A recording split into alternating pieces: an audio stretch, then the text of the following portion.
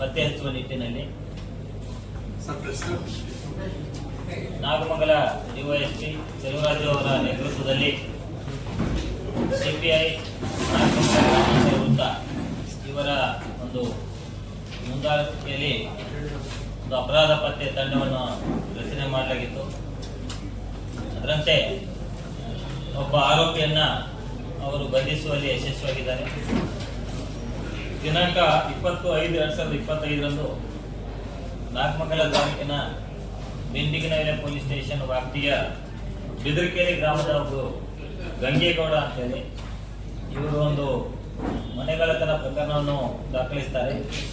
ಆ ಒಂದು ಪ್ರಕರಣದಲ್ಲಿ ದಿನಾಂಕ 18ರಂದು ಅವರ ಮನೆಯಲ್ಲಿ ಯಾರೂ ಇಲ್ಲದ ಸಮಯದಲ್ಲಿ ಮಧ್ಯಾಹ್ನದ ಒಂದು ವೇಳೆಯಲ್ಲಿ ಮನೆಯ ಬೀರುವಿನಲ್ಲಿ ಇಟ್ಟಿದ್ದ 20 ಗ್ರಾಮದ ಚಿನ್ನದ ಒಡವೆಗಳು ಮತ್ತು 97,000 ರೂಪಾಯಿ ದುಡ್ಡನ್ನ ಯಾರೋ ಅಪರಿಚಿತರು ಬಂದು ಮನೆಗಳ್ಳತನ ಮಾಡ್ಕೊಂಡು ಹೋಗಿದ್ದಾರೆ ಅಂತೇಳಿ ದೂರನ್ನು ಸಲ್ಲಿಸಿರ್ತಾರೆ. ಈ ದೂರನ್ನು ಆಧರಿಸಿ ಈಗಾಗಲೇ ಏನು ರಚಿತವಾಗಿದ್ದ ತಂಡ ಆರೋಪಿತ ರಂಗೇಗೌಡ ಅಂತೇಳಿ ಈತ ಈಗಾಗಲೇ ಹಲವಾರು ಪ್ರಕರಣಗಳಲ್ಲಿ ಬೇಕಾಗಿ MOB ಆಸಾಮಿಯಾಗಿರ್ತಾನೆ.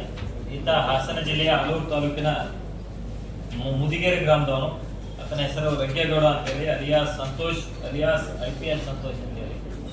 ಈತ 37 ವರ್ಷ ಒಕ್ಕಲ್ತನ ಕೆಲಸ ಮಾಡ್ಕೊಂಡ ಇದ್ದಂತೇಳಿ ಹೇಳ್ತಾರೆ.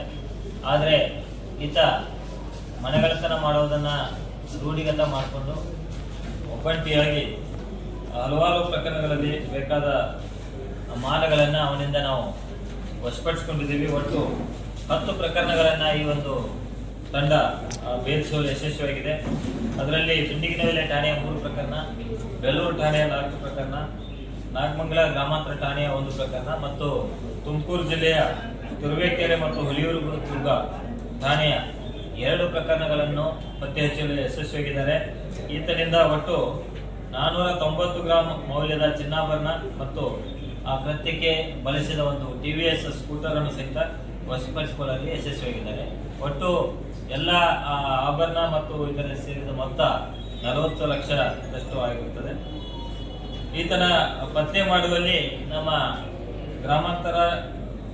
ನಾಗಮಂಗಲ ಗ್ರಾಮಾಂತರ ಠಾಣೆಯ CPI ನಿರಂಜನ್ ಅವರ ನೇತೃತ್ವದಲ್ಲಿ ರಚನೆಯಾಗಿರುವ ತಂಡದಲ್ಲಿ ರವಿಕುಮಾರ್ ಅಂತೇಳಿ PSI ಬೆಳ್ಳೂರು ಠಾಣೆ, ಮಾರುತಿ PSI ಬಿಂಡಿಗನಹಳ್ಳಿ ಠಾಣೆ ಮತ್ತು ಬೆಳ್ಳೂರು ಠಾಣೆಯ ಪ್ರಶಾಂತ್ ಕುಮಾರ್ CHC, ಮಧುಕುಮಾರ್ CHC, ನಾಗಮಂಗಲ ಗ್ರಾಮಾಂತರ ಠಾಣೆಯ ಇಂದ್ರಕುಮಾರ್ CHC, ಬಿಂಡಿಗನಹಳ್ಳಿ ಠಾಣೆಯ ಶಂಕರ್ ನಾಯ್ಕ್ ಮತ್ತು ದಿನೇಶ್ ಹಾಗೂ DPOದ CDR ವಿಭಾಗದ ರವಿಕಿರಣ್ ಮತ್ತು ಲೋಕೇಶ್ ಇವರೆಲ್ಲರೂ ಸೇರಿಕೊಂಡು ಈ ಎಲ್ಲ ಪ್ರಕರಣಗಳನ್ನು ಭೇದಿಸುವಲ್ಲಿ ಯಶಸ್ವಿಯಾಗಿದ್ದಾರೆ.